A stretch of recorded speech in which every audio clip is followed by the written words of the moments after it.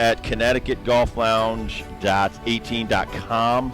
Pete Rose will be joining us shortly to talk about the life of Willie Mays. Obviously, you've heard about Willie Mays and how great of a baseball player he was. And, you know, a lot of people may not know this. He was the godfather to Barry Bonds. But he was also an inspiration to so many African-American players. He started his career in the old Negro Leagues. He played for the Birmingham Black Barons in high school. Then he graduated and was drafted by the New York Giants. Then they moved to San Francisco area, and he played with the San Francisco Giants. And then, obviously, came back, played a couple years with the New York Mets in his 40s, and was inducted into the Hall of Fame in 1979. But, I mean, this guy was such an all-around player, not just the power and the drove in almost 2,000 runs and 24-time All-Star, multiple Gold Gloves. I mean, he was an exceptional teacher to a lot of these guys. He was always – I just watched the clip. It was about a 10-minute interview that Vince Scully and somebody eavesdropped and taped it.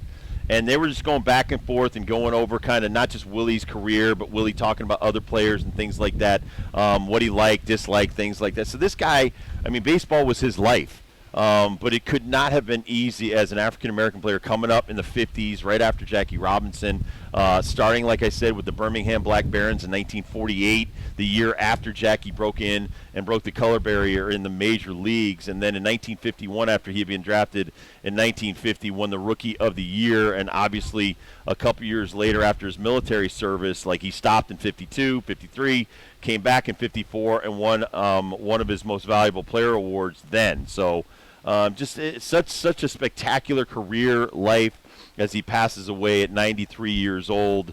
Many times I was able to interview him and just talk to him.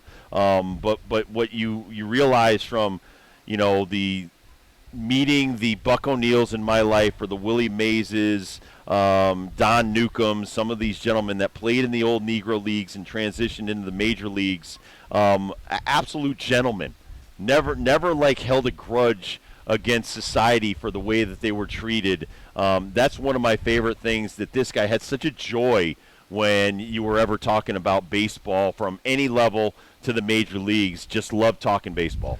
I just love hearing stories about the guys that were back in that era that were barnstorming. And for those who don't know, they basically were going from town to town playing whoever was, available to play. And just total respect for him. I know that Pete thinks of this, Kirchen thinks of this. The legends of the game consider him to be the greatest. Another legend joins us on the phone to discuss Willie Mays' life. Pete Rose, my first manager in the major leagues, one of the greatest baseball players ever to play in the major leagues. Pete, you got to see Willie after you came into the major leagues, 1965, when he was the most valuable player.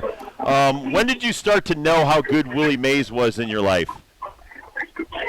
Well, I was about 12 or 13, growing up in Cincinnati. I mean, Willie was always just a great player to watch. Then when I become a big leaguer, Willie was such a nice guy to young players. He wanted all the young players to feel at home when they played the game of baseball. Then, of course, I started making all-star games and was on the same team with Willie, which even made it, even bigger and better, because he was such a personality. I mean, we all know he was a great player, but he was always smiling, always happy to be on the field, to be in uniform, and those are the kind of things I'll remember. But, Buck, we called him Buck. Buck Mays, that's what we called him. And he was such a good player for such a long period of time. And everyone liked Willie because the type of guy he was. He just was an aggressive, great, hustling type young player to become one of the greatest, if not the greatest, of all time. When you talk about the greatest of all time, you got to mention Willie and you got to mention Babe Ruth. Those are the two names that come to me. And of course, then you got Hank Aaron, is the show in that group. So I got to play Willie and Henry, the same time, a lot of times at the All-Star game, and they were like the same type people. They just, although Willie was more outgoing, he was more outgoing with his teammates, and especially the young teammates, because he made us all feel like we belong there. And someone that has that ability to do that, you got to really take your hat off to him. What were some of the things that you can remember, and because he was great at everything and every attribute of baseball, but what was something like, man, this guy's better at that than anyone else to do it? Well, I think one thing that he was that he never gets credit for, he was a great base runner, not base stealer. He could steal bases too, but he was one of those guys that never got thrown out at third to end the inning. Never got thrown out at second to start the inning, those type of guys. So fundamentally, Willie Mays was really a sound baseball player, especially when it comes to running bases. Talking to Pete Rose, one of the greatest baseball players ever to play in his era, and talking about Willie Mays, one of the greatest baseball players to play. Won 12 Gold Gloves. Defensively, was he a shallow center fielder? I mean, we remember him for the catch in the World Series, but you played against him so many times day to day and things like that. And knowing you, trying to probably hit it away from Willie Mays because you didn't want him to rob you of hits and doubles and things like that. What do you remember about where Willie played in the field? Well, he played shallow because he was such a good outfielder going back on the ball, just like the one we're talking about, the catch. I mean, he seemed like he was running for 2 minutes to get to that ball. And it was straight over. But don't forget the Polo Grounds, I think that's where it was, was about 475 feet to straightaway center field. So Willie knew he had a lot of space. He was kind of confined at Candlestick Park, because he couldn't really show his defense off because anything over his head usually went out of the ballpark. So, you play according to the type of field you're playing at. And Willie was great at playing shallow, taking hits away from you, great at going back for the ball, taking hits away from you. So pitchers had to love having Willie Mays on his ball club playing center field. Was there anything about him going from New York to San Francisco, just East Coast to West Coast? It felt like nothing really changed in his game. It didn't really bother him, but do you have a different perspective of how those cities were different? I didn't know Willie when he was playing in New York with the Giants. I just met Willie from the Candlestick Park days. I came up in '63, and I remember when I first met him, I was in awe, and I'm just a kid. Maybe 21, 22 years old. And I said, Mr. Mays, it's nice to meet you. He said, Mr. Mays, he said, that was my dad. I'm Willie. And from that time on, he treated me like one of the guys. He treated all the young players with respect. And he was always trying to help young players become better players. That was his love for the sport. He wanted everybody to be as good as they possibly could be. And anytime he could give you a tip or so, because in those days we always talked around the batting cage before the fraternizing rules came out. And Willie'd be out there every day during batting practice for the opposition, just watching and then talking and making you feel relaxed. Talking to Pete Rose, and one of the things, when you were my manager, we used to always do infield, outfield. I remember coming up when you were my manager, and we'd even back up bases as pitchers. Talk about defense and working on defense, not just yourself, Willie, all of you old-timers. I mean, you played live BP, you play the ball off the bat, things like that the guys today don't do a lot of. I used to go out, Pete, and watch Ozzie Smith do infield by himself because I was so fascinated by how amazing he was. Talk about, guys like Willie and guys like that and what they did every day. Well, Rob, what guys back in those days, what they recognized, and I don't think they do as much today, and you know as well as I, there's two phases of the game of baseball. One is offense and one is defense. And when you don't have the bat in your hand, you got to work your ass off to play good defense. Now, if that's going out and working on line drives, fly balls, and stuff like that during BP, then you got to do that. And Willie was always in the outfield running balls down, making, shagging. I guess that's what you would call it today. And he always took real pride in the way he played the game of defense. And I know pitchers that pitched for that team really appreciated. They knew that you could hit the ball left center to right center, and Willie was going to run it down. That's just the way he was. And he understood the importance of defense as he did the importance of offense. And, he hit 660 home runs. That's a lot of home runs for a guy that played at Candlestick Park, because that wasn't the easiest ballpark to hit home runs in. So I got to take my hat off to Willie as a complete player. Probably, if not the most complete player ever. Certainly, if he's not, he's one of the top 2 or 3. But I also got to think, Pete, that he had to be one of the smartest players as well. Because not only physically he's great, but to know where a pitch is supposed to be on a certain count and to get a jump on that probably gave him a leg up over most players in his day, on top of being so athletic. Well, he understood the game, Rob. And, that's the first thing about playing the game of baseball is understanding the game.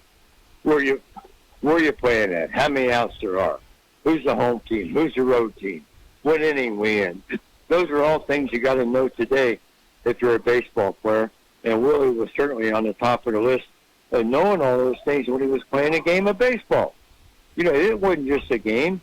It was a philosophy. And he had a great philosophy on how to play the game of baseball, how to play the winning game of baseball. That's what I liked about Willie. He was always on a winning team, and he did the most he could every day to help his team win the game. Talking to Pete Rose, and we're talking about the life of Willie Mays. How about the lineups back in the 60s from, say, 65 to 70? How good were those San Francisco Giant lineups with Orlando Cepeda and Willie Mays, Willie McCovey, some of those guys? And obviously you guys were just starting to, build into the Big Red Machine. What was it like to play against them? Well, the Philippe brothers. That's right, the Alou brothers. At one time, there was 3 of them playing for San Francisco.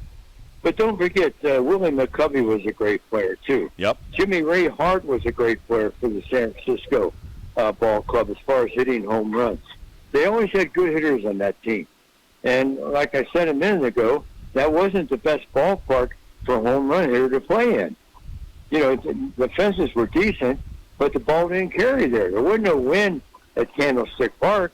It was right down on the water, but it was an enclosed stadium, and you didn't get much help from Mother Nature when you played the game of baseball.